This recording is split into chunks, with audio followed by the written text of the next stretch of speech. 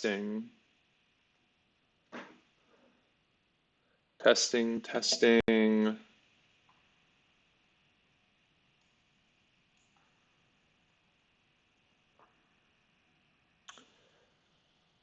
Testing.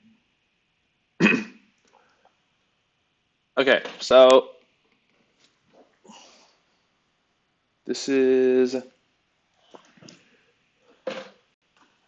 I guess this is a review of the casting of last night's KT versus T1 series because the long and short of it is I think LS did a really bad job, and I think there's a lot of reasons for that, but I want to go through this and really clearly demonstrate because I think there's a lot of people who just think LS gets a lot of hate, and I think he does get a lot of hate. And I don't want to be lumped in as just like an LS hater because I really like LS, and I think he's been good for the overall level of, I don't know, brain power in the scene and just trying. But that's what makes it such a shame when I watch a series like this. And it seems like he is totally not trying, or he has not done his homework, or I don't know what it is. Maybe he's just resting on his laurels, but this is not a good look. And I think he's just, he's not doing a good job. And this game was like a very, very, very bad job and a very obvious demonstration of what happens when both casters on a cast end up doing play-by-play and no one is doing color casting. Um, so we can just dive into it, I think. Mordekaiser's not the pick. All right. Well, So first off, LS disagrees with Mordekaiser. We can get into it more when we get into the game, but first off, like LS completely bungles his analysis of this draft because the two key things to talk about in this draft are the Blitz pick into the Tom Kench and then the Mord pick into the overall team comp.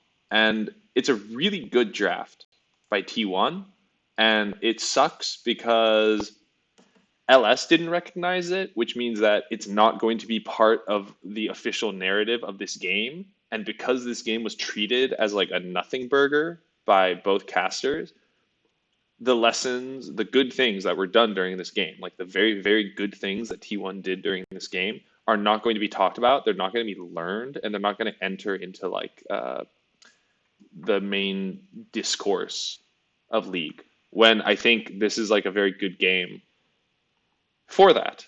Um, so the long and short of it is the normal handshake happened in the draft where the first three picks on both teams were AD carry, support, and jungler, and that's I could talk about in a different video because it's not like the point of this one, but it's mainly because the best champions in the game that are being first picked right now are ADs. Notice the Wukong ban, showing that they probably want the Varus.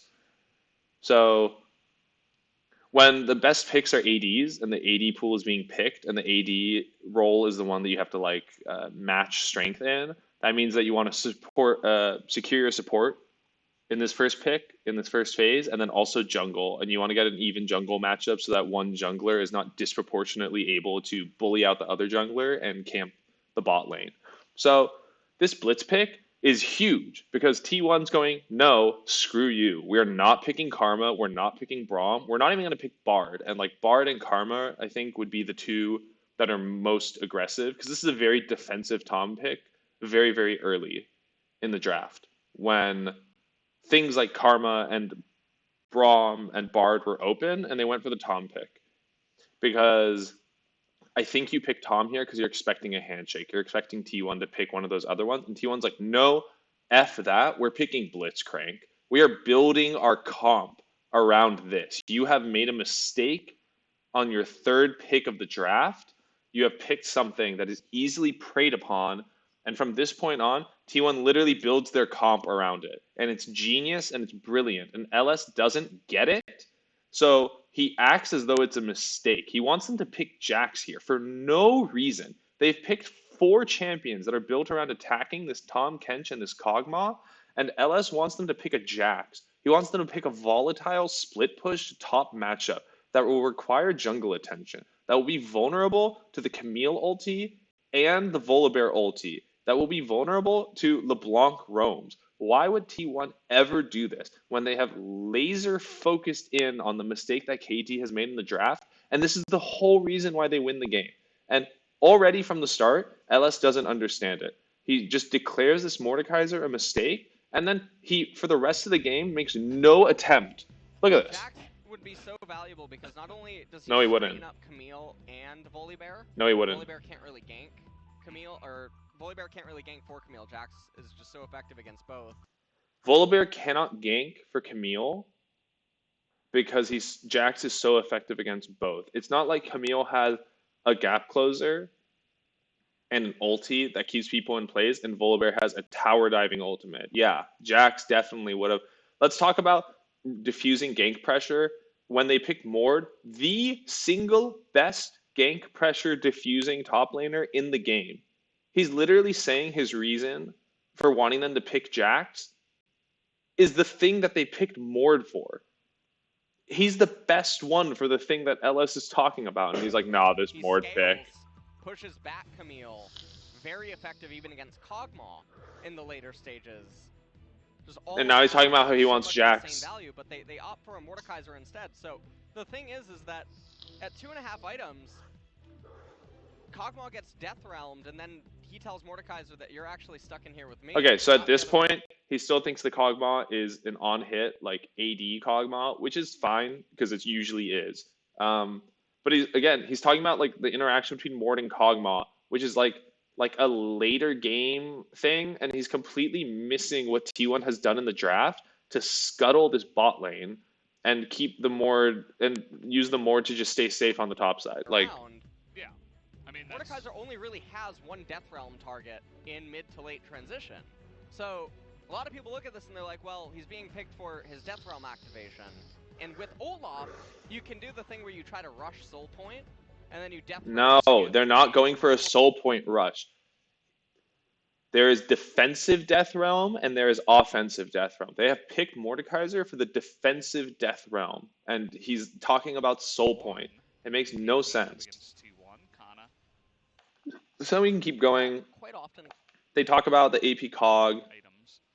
So what do they say about the AP Cog? Here's what I think I'll do. I'm gonna just skip to the parts where I think there's like obvious mistakes, and I'm gonna let them say what they say, and then I'm gonna say what they actually should have said and what's wrong with what they say. So let's let them talk about this. Is very interesting. I actually, is he just gonna go AP Kog'Maw from bottom lane? From bot lane. I mean, it certainly looks like it, right? We don't. And, yeah, I'm just trying to. So they're like stuttering and sputtering over this AP Kog'Maw. So they don't talk about any of the other runes and masteries, key points, because they're just like, this Cog, this. I wonder. So they're wondering. He's got presence of mind too. I mean. And he just gives up. Look, LS. He just gives up. This is his job. He's the color caster. So here's his opportunity to color cast, to figure it out. Why would you pick AP Cog in the bot lane? What do you think, LS? I'm just trying to take it away.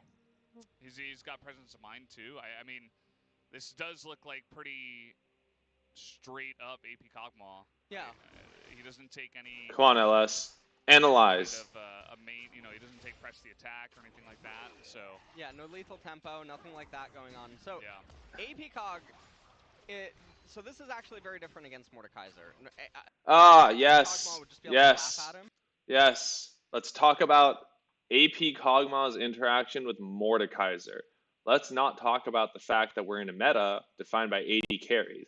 One of the most popular ones of which is Varus. One of the most banned champions at the beginning of the split, permaban, was Varus. A champion that people have started now loosening the ban requirements on and picking around. Things like Wukong. Wukong, who T1 banned. So T1 banned one of the main counters to it. Perhaps KT has developed this as another counter. Why would that be? Perhaps because Kog'Maw can match the Varus poke. Perhaps because AP Kog'Maw doesn't have to stand still as much as AD Kog'Maw to auto, so he's safer against things like Blitz Hook and Varus Poke and Zoe Bubbles. Should we talk about all that?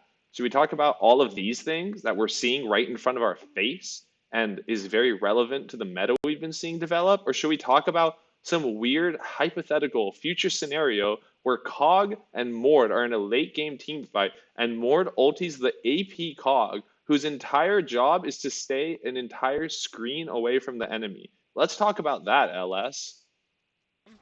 Eventually inside of the Death Realm, especially if he would get Wit's End, which he should. But AP Kog'Maw is going to be very, very different. It's going to really matter where and when Kana can get on top of him. So guys, AP Cog is different analysis, and it's going to matter where, and in fact, it's also going to matter when the Mordekaiser gets on top of Kog'Maw. All of these things matter. You might have not known it before, but when and where matters when you're doing things. Key point. Take that. Remember that for your solo queue games. When so and where. Aiming is going to be able to do with it. He obviously dishes out insane amounts of damage, able to counter poke against Zoe very effectively. But if they wanted to play AP Kog'Maw, I don't know why they didn't just pivot him into mid lane and get a better AD carry.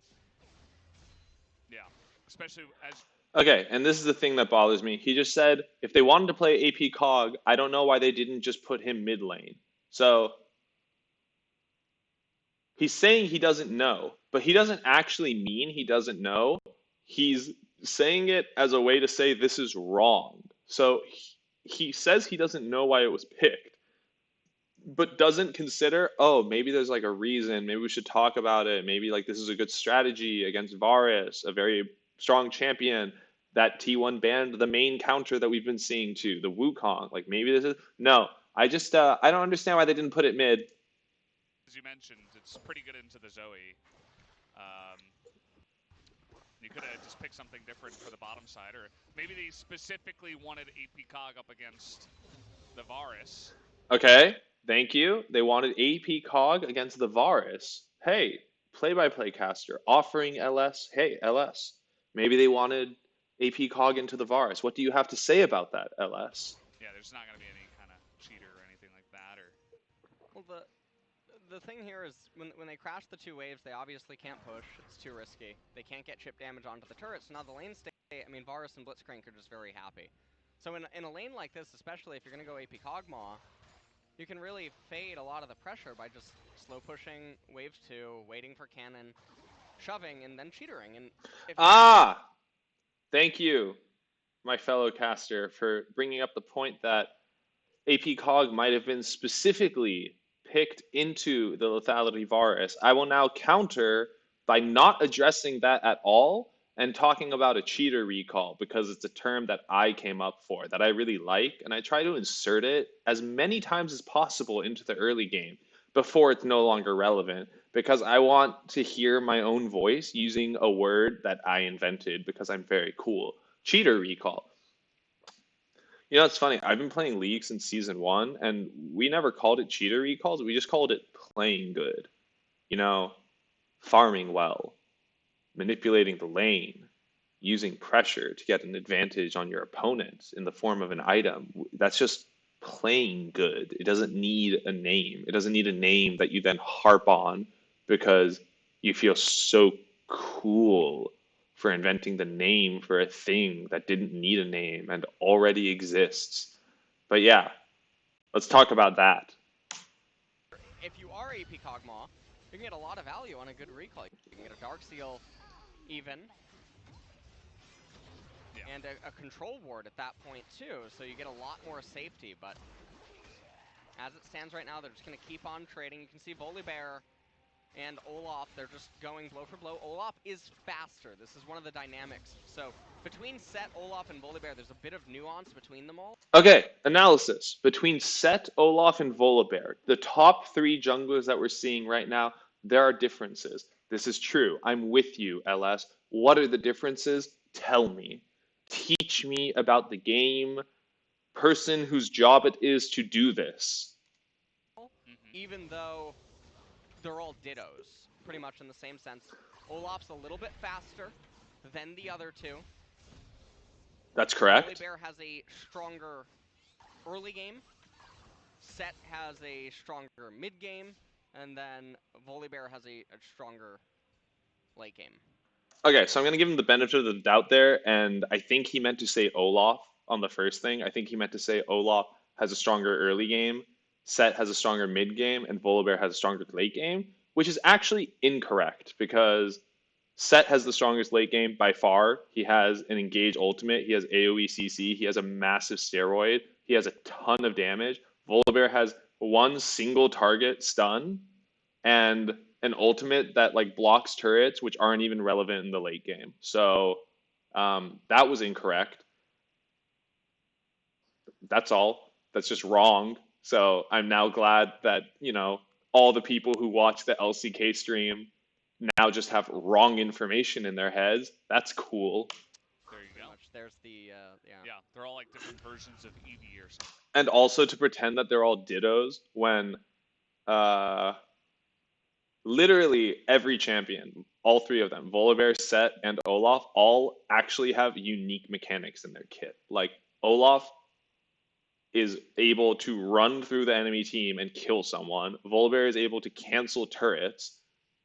And Set has huge team fight engage and like way more tankiness than either of the other ones. But yeah, they're all pretty much the same champ. They're just like the same champ. Maybe not directly, but in a similar idea. We did take a look at the win rate of Kuro's LeBlanc. Okay, now we're talking about other stuff.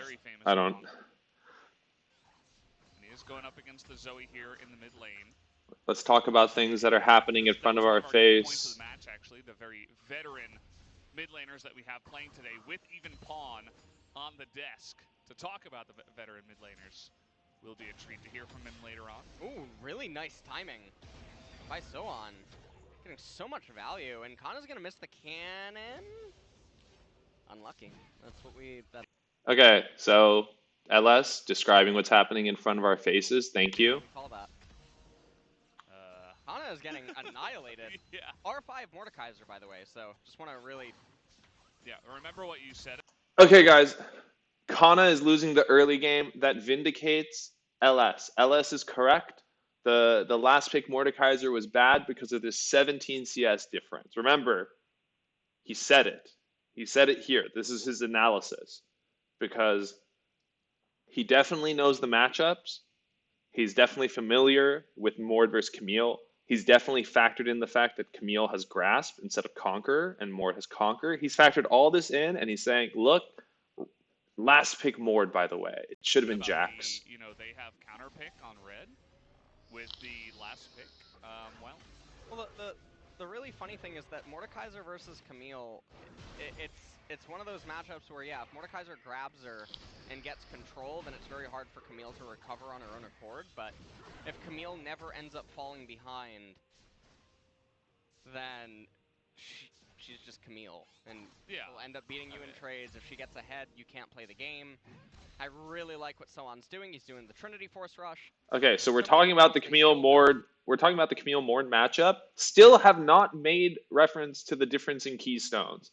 We have not pointed out that Sohan has deliberately taken an early game keystone that crushes Conqueror. Perhaps that is why he is winning the lane right now. Perhaps Kana or whatever has taken a rune that and then it scales their lane control options because they're forced to push. Whereas if you start pulling the waves, rely on hook shot. Okay, what else do we talk about here? It's definitely very good. And yeah, there's a turret shot. Yeah, he actually froze the wave a little bit, but it got pushed in by Sohan. If you'll notice, both casters are literally just saying what's happening on the screen in front of them. LS just told us that a turret shot was taken when we saw a turret shot being taken. Very cool. On the left, Kana just going to hit level 6. And every trade just looks to go in favor of Sohan.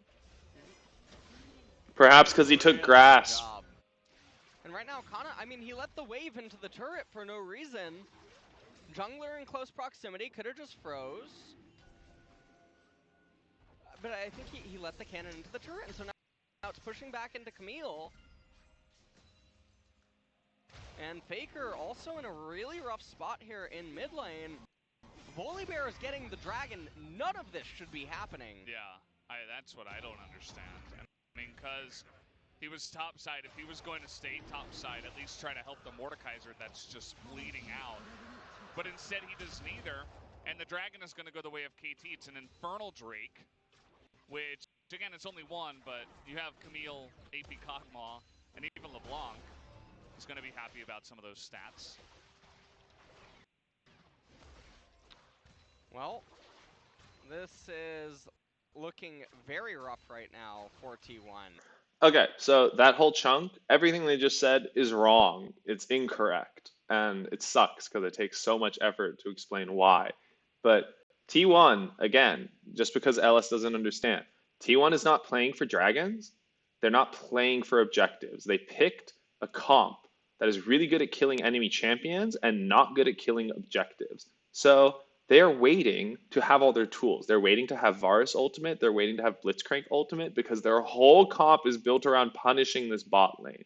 But LS doesn't understand that. So from an even gold game, because one dragon was taken, he's saying this is looking very rough for T1.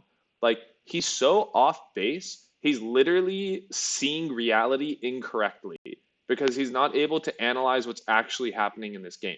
T1 is playing excellently, and they are playing to their win conditions, but because he doesn't understand that, he's broadcasting to tens of thousands of people that T1 is in a really bad state. So everyone who's trying to like learn from this or just taking the information from this is learning wrong because the analysis is wrong. The combo of Olaf Mordekaiser in mid game.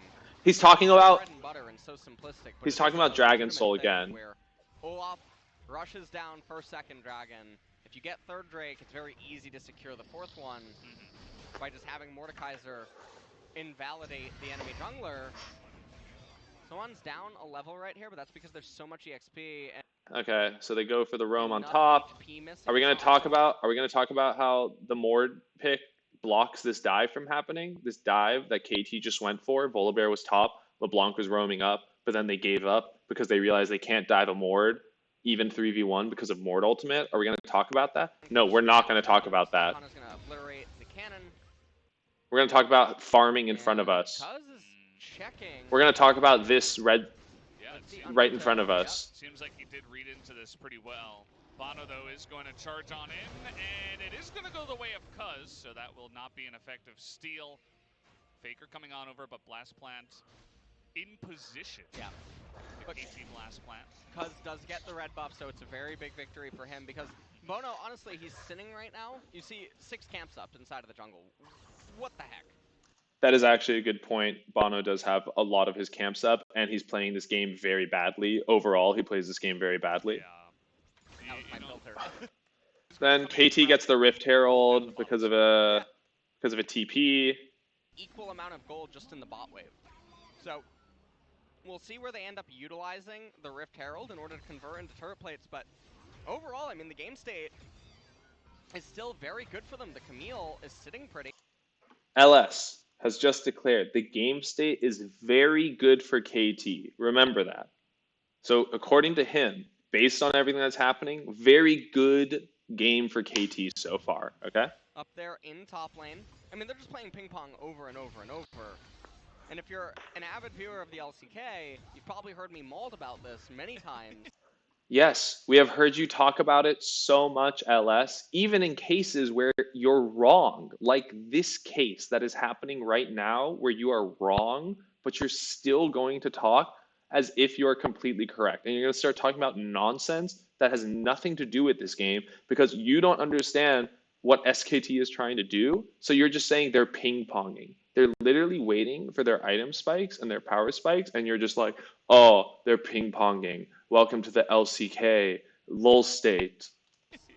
That the laners are not doing anything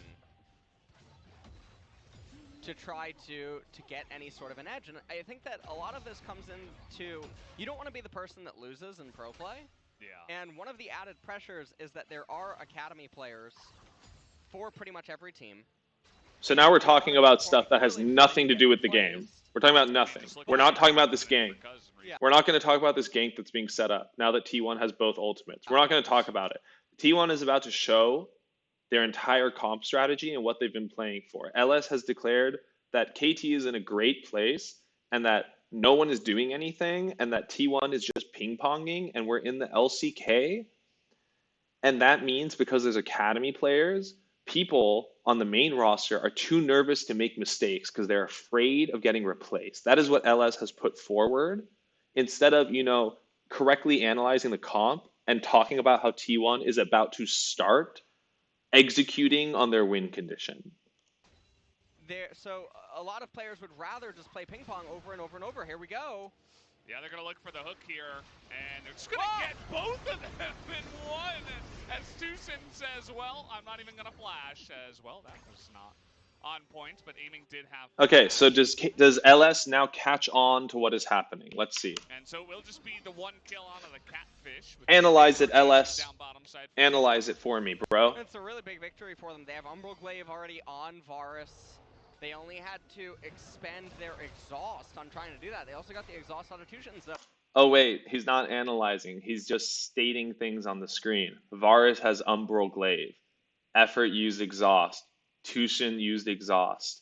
This is analysis. Let's just state things that are true and not analyze, and I am a color caster. So, definitely not bad by any means. Definitely not bad. Coming up in a minute. Drake's coming up. Done talking about that. Done talking about that. We're not going to talk about that anymore. Yeah, maybe they'll be able to roll it. Surely that play is not indicative of like the whole rest of the game. Surely not. Into something more, because able to come in here and steal some of those camps that Bono is very reluctant to take himself, and just even up the amount of CS so far. A lot of focus down on the bottom side right now from T1. Oh, aiming is so low. Oh, what? I guess he never went back. Oh, he nearly died. And up at Woo! the top side, here's Kana going to get the solo kill. Not sure how that happened. I know how that happened. Kana got the solo kill because now Conqueror has scaled up compared to Grasp. And both champions in the top lane, if you'll notice, have not backed in a while. So they're sitting on huge amounts of gold. And Mordekaiser is less item reliant than Camille. So because they have both stayed in lane for so long, waiting for their TPs, because you can see their TPs are both about to be up, Kana is actually more powerful right now as Mordekaiser because he has a better keystone now and his base damages and his kit are better with less gold. That's what happened. I'm telling you now so you can compare what I just said, which is actual analysis and actually what happened, to what's about to be said. So let's see what they say about this. Went a little bit too deep that time around. Faker has the flash available, and well, just going to use that one to put more pressure and make sure that everybody's out of that lane. And all of a sudden, T1 are kind of running away. All of a sudden, T1 is running away. You know why it seems all of a sudden? Because this game has not been properly analyzed and set up, and expectations have not been laid out. So if you have no idea what's happening, then yes, it seems all of a sudden that T1 is in the lead. LS, care for comment?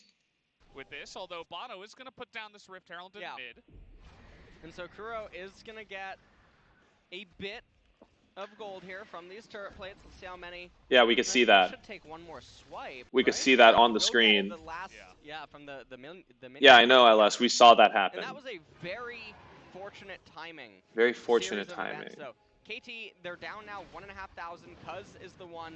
We could see they're down 1,500. LS, we also have the gold totals on the screen. Starting up this Mountain Drake, and this is very. We know he's starting up the Mountain Drake, LS. We can actually see it on the screen, just like you can. Big for them to pick up, and everything that just unfolded here. So not sure how Soan got solo killed, how he found himself in that situation. I do. I know how Soan got solo killed. I just said it. What are you going to say about it? We do know that Kana did expend his flash. We all know Kana expended flash. We saw it happen, and we see the flashes on cooldown, LS. We all see the same thing that you see. In order to do it? So something must have happened. Yes, something must have happened. Good. And let's just take a look at this. Let's take a Lane look. State is in an awful position, so you'd have to go 30 seconds back True. in time to True. arrive at this. and then KT just grading really, really hard. And honestly, a lot of some of the lane stuff is a byproduct of that random Herald rotation. So we take a look at what's happening here. Death Realm. Yep, we could see it. Flash forward. Camille. Yeah, doesn't we really could see have it. Anywhere to go. Yeah, no, we could see that, LS. How about that? Maybe we talk about how Mord is sitting on 2,500 gold. So now we know that neither of them has back. And Mord doesn't have mana, and Camille does have mana, and Mord has a better rune. Do we talk about that, or do we just describe what's happening in front of our faces? Oh, the second one? Okay. Yeah. So it does end up being that just once you get her in the Death Realm, you are able to put on a bit of pressure. Had the Haunting guys. No, he didn't have the Haunting guys. You just saw the replay where he didn't have the Haunting guys, which is the entire reason he was able to get that, because they were both sitting on so much gold.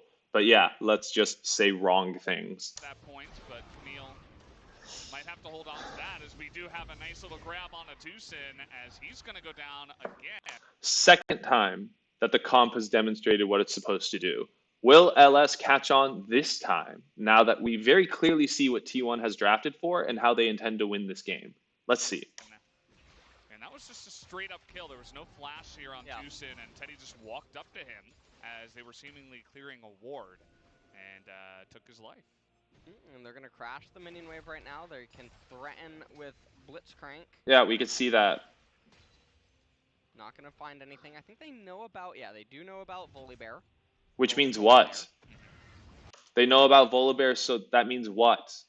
What is the consequence of them knowing? Can you tell us? And Trinity Force completed on Camille. Okay. Meaning? Yeah, what does that mean? No, wait, what does Trinity Force being completed mean? You've pointed it out now. Can you tell us what it means? No? Goes in, but there's a giant minion wave, so one doesn't want to continue the trade. Also, we could see that. Ding's level 11. We could see that. As the Ninja Tab eyes already. Also, we could see that also. So going to be helping him out a little bit in that department. 3.5 minutes until Ocean Dragon. We could see that. We also have the timer for Ocean Dragon. Is going to come up. Kog'Maw trying to farm at a distance. We could see that. Yeah, as you do. The AP Cog. I'm sorry. I feel like I'm going nuts, but literally everything that is stated is just apparent or obvious, and it's just things that you see with your eyeballs. Like, it's all surface level. Everything that is being pointed out is surface level. This is not analysis. That Seraphs, the Archangel staff. And in case there's like pedants who are like, oh, it's not supposed to be analysis. It's supposed to be color casting. Color casting is supposed to be analysis casting. That will be coming in here.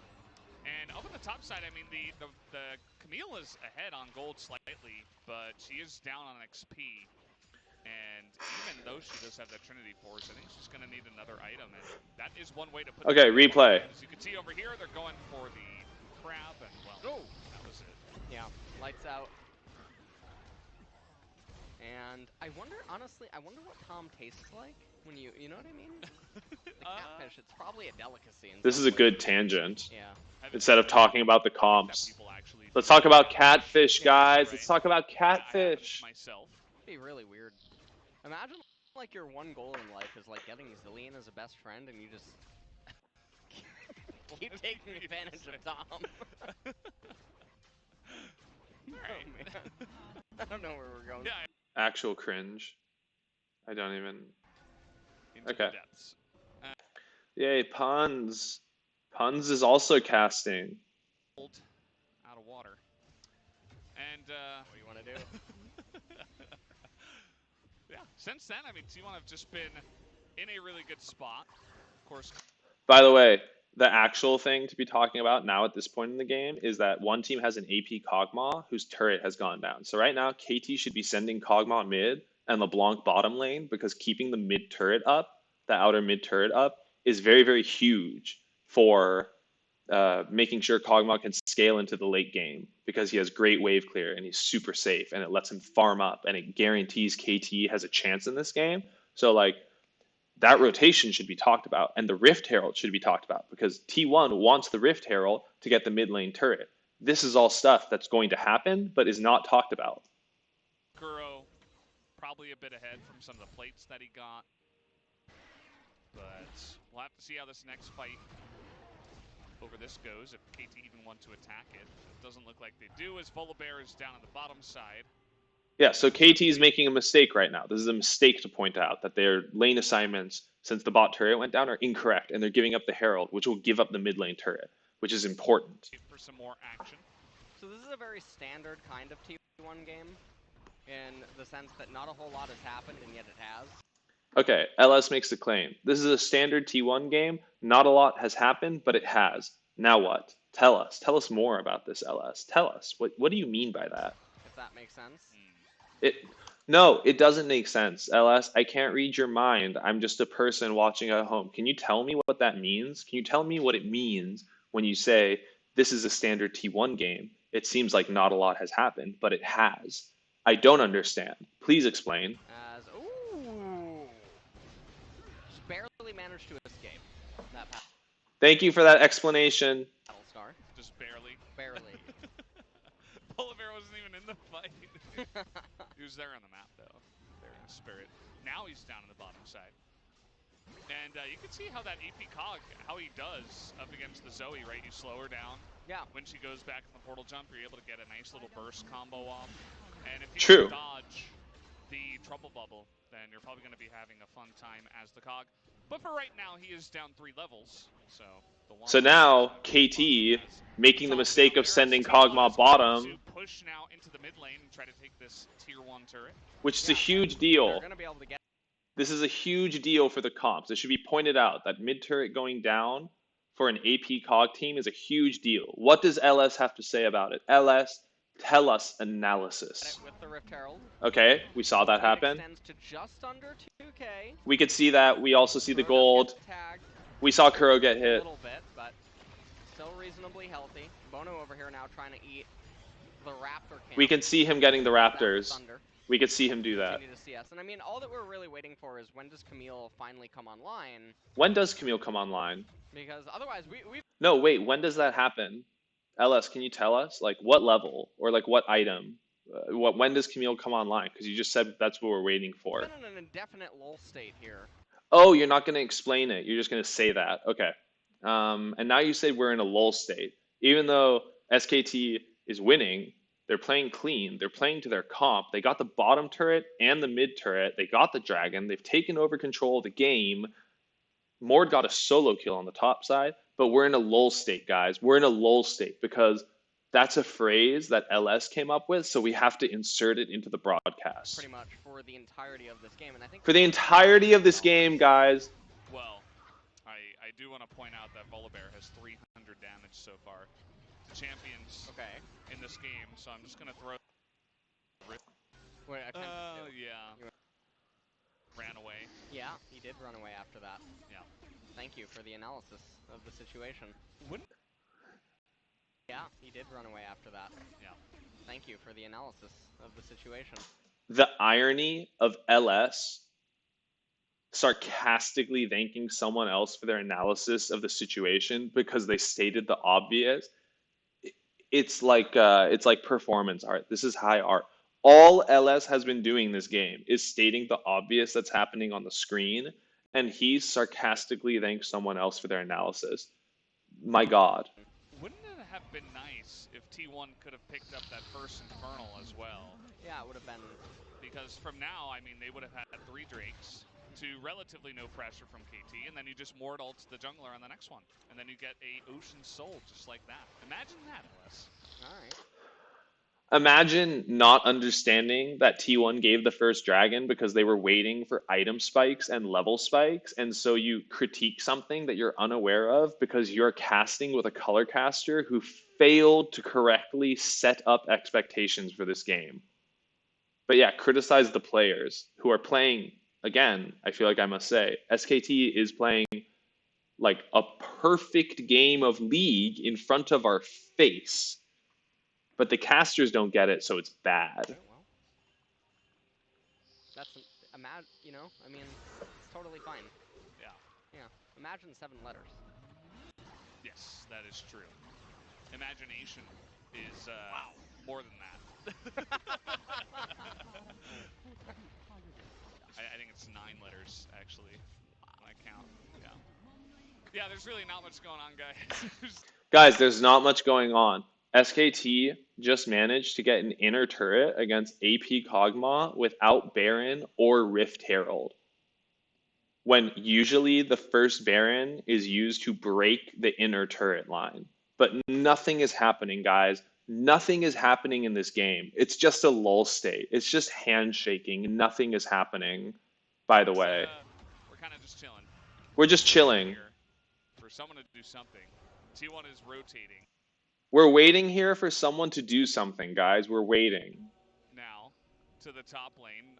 Bono, once again, hasn't, you mentioned how he's very similar to Olaf, and now that he's kind of behind, I guess you can say, as his team is a bit behind, he hasn't really been able to find any use in this game. True, Bono's playing bad. To wait for those team fights later on. I mean, what we're ultimately waiting for here, Kog'Maw's going to end up going Rylai's as his second item because well, he could also go Leandri's because there are some HP stackers in the sense that Blitzcrank builds. Except Rylai's is core on AP Kog'Maw. Like 100% of the time it's core, but yeah, sure. HP a little bit. Olaf and Mordekaiser, you could go Leandri's, but Rylai's inside of the team fights and I guess as a poke would probably be okay as well. The team fights, guys. The team fights where Mord's going to ulti Kog'Maw. Remember when we talked about that at the beginning? The team fights that, we haven't had any team fights yet, and T1 is playing a perfect game and choking KT out. The team fights, guys. Oh. So, yeah. Got tagged just a little bit. That was a very aggressive chain of corruption. Yeah. Seemed like Kuro's got to be careful. No, he doesn't. He's LeBlanc. And now the wave could be frozen. No? Okay. No, Mordekaiser has a big mace, and what he does is Valdez, he slams it on the ground. We have to shove these 5 minions back into LeBlanc so that she can get some gold. Valdez, we have to talk about one of the 4 things that I know about, which is freezing lanes, because I don't know anything about the other stuff that's happening in this game. So can we please only talk about the 4 pre-approved LS topics? Thanks, Valdez. Okay. So that she can shove it back into him. That's the never-ending cycle. No. Let's sarcastically talk about how smart we are with each other. Wow. Yeah, that is League of Legends in life. There it is. See, LeBlanc did it. Now ready? She's going to get more minions that she wouldn't have got before. No, she's going to recall. Okay, now the wave is coming into LeBlanc. So, LeBlanc Please keep talking about this. It's so interesting. could now freeze down in bottom, and Mordekaiser would not. Well, Mord could either. Well, because you can't group. There's no objective, right? There's no way to siege. There's no way to do anything. There's no Baron. Even when Baron is up, You can't group. There's no objective. There's no way to siege, guys. T1 only got 1 Rift Herald out of the 2, and they have 4 turrets. But there is no way to siege. T1 can't just do it, right? So Mordekaiser just took some camps away from Olaf, and now the bottom wave is coming into Camille. We have to talk about waves again. So, running over, man, yeah, as fast as she possibly she's gonna shove it immediately so that Mordekaiser can get some of these minions. We're still talking about On the this. left-hand side. Yeah, well, the blue was nearly stolen, but Kuro was able to lock that down. And look, I mean, obviously we talk about this quite a lot on the broadcast, but in a game where literally kills are not existing, and some people might be wondering, well, there's a reason that kills aren't existing. No, there's not. Yes, there is. You are wrong, LS. You are incorrect. Your analysis is wrong, and so you're leaning on cliched things that you always say because you don't know what else to say and you don't understand what is happening for whatever reason. I don't know. Maybe you didn't get a lot of sleep last night or something, but there are no kills because T1 is playing well, because they drafted correctly. This is a very good game. So yes, there is in fact a reason that not a lot is happening, because a team is playing good. There's definitely ways to manipulate lane states in this stage of the game in order to force your opponent's hand, in a way. But I'm not going to explain it. I'm just going to say that. I'm going to say there's a way to do a thing because I'm complaining, but I'm not going to explain what that is. I'm just going to say what's happening is wrong and there's a way for it to be better. And then I'm going to move on. Well, in the last 3 or so minutes, T1 have Well, they're going to bubble the Tom, who is just going to get pulled and is going to use a stopwatch. He's got flash, but no reason to use it here. Oh, look, the third time that SKT has used their team comp perfectly to pick off the Tom Kench, which is exactly what they drafted for, which is how they're winning this game, which is why the game has such low kills, and T1 is winning anyways, despite quote-unquote nothing happening according to LS. Nothing has happened, but T1 is winning. He's just going to go down for the third time. Are we going to talk about the comps now? That is a very awkward spot for Faker to be in, but this time on the distortion from Kuro. We got a bit of a trade down in the bottom side. Kana. Oh, obliterate strike miss. Yeah, but he's got that big shield, and actually Sohan is going to try to get away. He's going to miss on the sweep. The flash is predicted as Sohan is running away quite well, but now the rest of T1 is coming on down, and KT is not running at the Baron. Well, okay. There you go. Putting up the Pengu right before taking the kill. I suppose I'm just, yeah, I don't know. Sohan's retreat path there was definitely very interesting. He was going for the execute. Very obvious. He got kind of cut off by the TP that was coming in, but maybe he could have gone down the lane. Certainly, there were some better options. And I really like the itemization on a Faker here.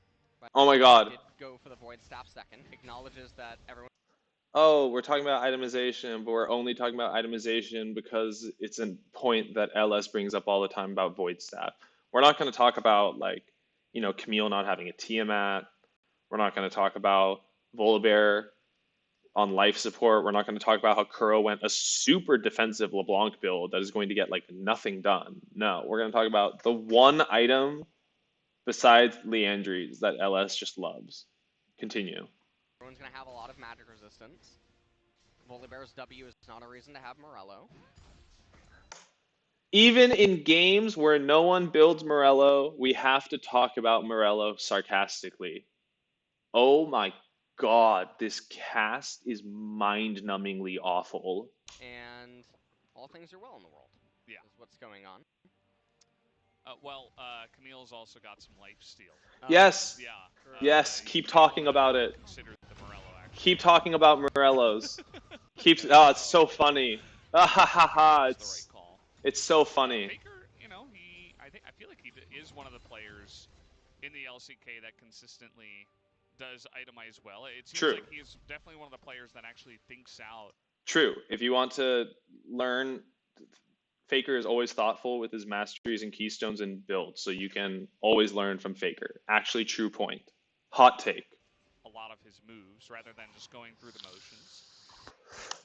Rather than going through the motions. Correct. If only the casters who were casting Faker would always think about their casting rather than, I don't know, going through the motions. I think a lot of players can learn from that. I think a lot of casters can learn from that. And, yeah, they're just going to go for the Ocean Drake. KT really hasn't put up a stand here in about 5 minutes. I mean, they're not fighting over any objective. Because they can't. 4 of their outer towers down. Because the comps. And they're just saying, well, let's wait for the late game. Because the comps. And I think a lot of this stems from the inability to perceive the alternate options that could exist. It stems from the comps. Perhaps the casting this game is a result of an inability to see the other options that exist. Perhaps it's an inability to see what is happening in front of your face, and instead of actually analyzing it, you're just declaring it's a lull state and one team is playing bad, and no one could ever understand why this is happening. And there's no reason for the game to have such low kills. Sure. Inside of the game, or to how to create or manufacture game states that would be favorable for KT. This is the second time. So they're just. This is the second time that LS has referenced this. This is the second time he said there are ways for KT to manufacture game states that are favorable for them, that would allow them to get kills and come back into the game. He's mentioned this twice now in the last 5 minutes. Is he going to explain what he means? Going through the motions on autopilot, and they're playing ping pong back and forth. LS, you are going through the motions on autopilot. But they're fumbling along the way. You're ever fumbling. so slightly, and so that's led to a 3,500 gold deficit. They do have the Infernal Dragon, but I mean, if you're gonna play like this, you're gonna draft like this. You're not gonna freeze waves. Why do you have a LeBlanc rather than a scaling champion? I mean, if they had Malzahar here, it would even be better. True. Against T1.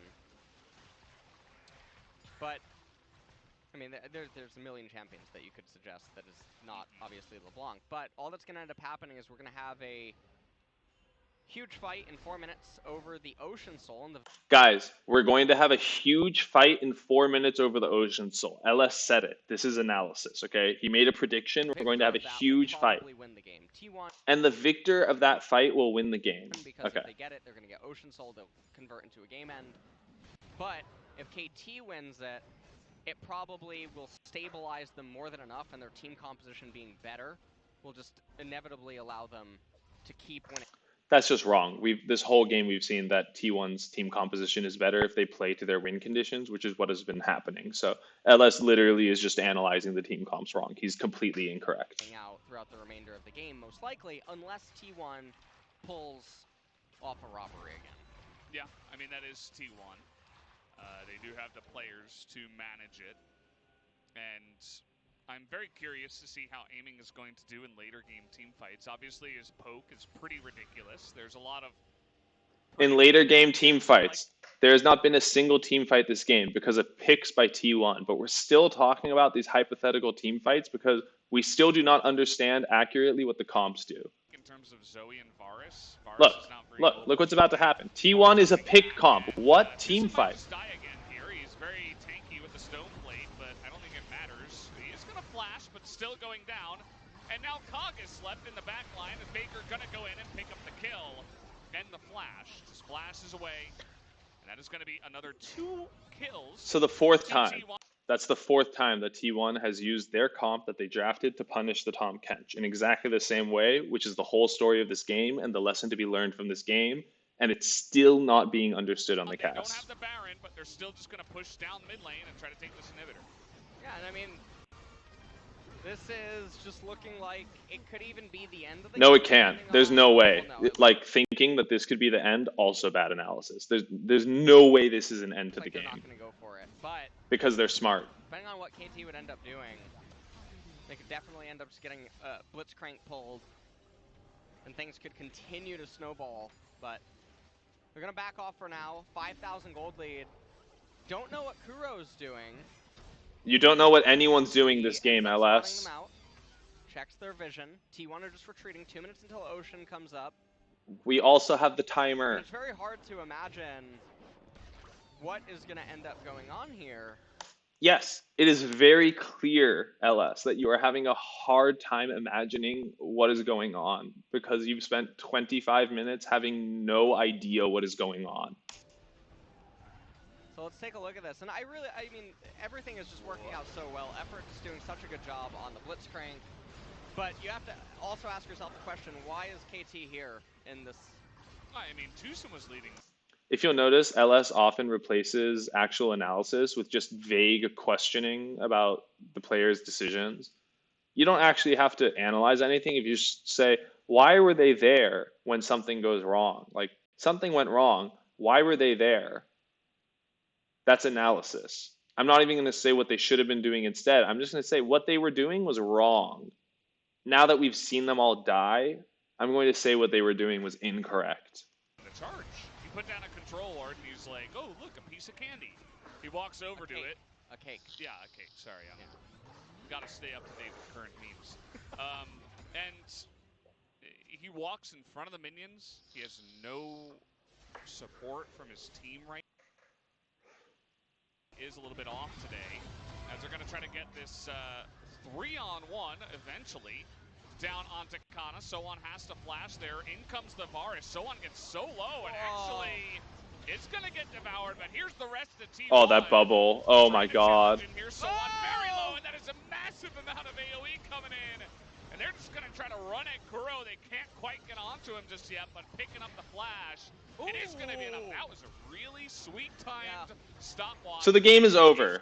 if you'll notice, a minute before the Dragon Soul, the Dragon Soul that was going to be the big team fight that was going to decide the game that LS predicted was going to happen, you know, in the game that literally had 0 team fights because T1 played their pick comp so perfectly. But yeah, let's see what they have to say about this. Let's see what they say about the end of the game. To survive. And that's the end of the game. That's it. Yep, it There is. you go. Good job. So T1 are going to walk away. 12-1 is the game score, and it really felt like nothing happened. It felt like nothing happened because you analyzed the game wrong. A ton of things happened and you dropped the ball. The entire game, like 100% of the game, was you analyzing the game incorrectly. It's kind of mind-blowing. It's actually impressive. It's like it's being done on purpose. That game was really weird, man. Oh, it's so really One of the weird. weirdest games we've had in the LCK. I think. No, it's not. 2020. Yeah, it was kind of like nothing happened until they had a little fight. He's not gonna actually. No, you're all just wrong. You all just have no idea what you're talking about. This is insane. Like, You gotta do what you gotta do this was such. to get your team. Well, they're gonna give an extra kill to Amy. This was such a good game by T1. There is things that you could learn about draft, about strategy, about everything, and they don't identify the blitz pick being the reason why they won the game. They don't identify T1's win conditions. They keep talking about team fights that never happened. They talk about how the Mord was a bad pick when the Mord pick is like the linchpin that secured their team the win because of all the dives that didn't happen on the top side. And the reason this is so bothersome is because people listen to LS. People take his word on things, and he is supposed to be like the educator. And this entire cast is just stating the obvious, not talking about anything of substance except for like cheater recalls and lane freezing and sinning, and we have to talk about Morello's even though it's not in the game, and also void staff, and just like vaguely questioning if the players are good but never talking about it, and just implying that there's better things that they could be doing but they're not for some reason. And also we're not going to describe what those better things are, and we're going to pretend that T1 just magically like walked into a win this game and not analyze it at all. And that is the LCK, ladies and gentlemen. Like that, it's this cast was an utter fail. It's just so upsetting. It's just really upsetting because there's so much that happened in this game, and this is like the level of casting. And they're talking about lull states and nothing's happening and people are handshaking, and it's a shame because the casters have a level of privilege when it comes to dictating the narrative for games and teams. And when they do it so wrong, as in this one, like the casual viewer is going to walk away thinking what they think. So the casual viewer is going to walk away and be like, oh yeah, this game was a nothing burger. Like nothing happened.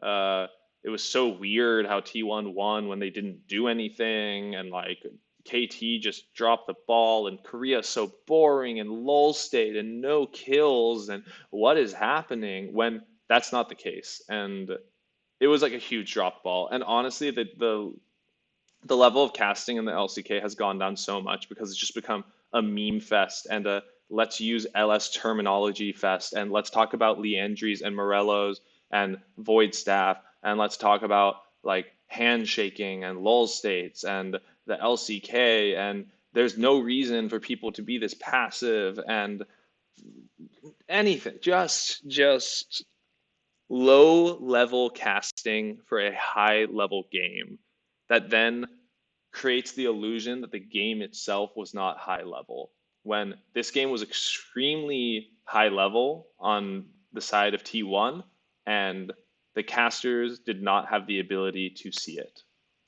And pretty much that's that. Really bad cast. Very, very bad cast from LS. I hope he could shape up, but honestly, ever since he's kind of like blown up in the last year, everything he says is like cliche, and he's really just leaning into his like personality of like being LS and being Leandry salesman and talking about the 5 topics that he knows how to talk about and nothing else. And it's just boring and lame. It's super lame. That's it. Bye bye.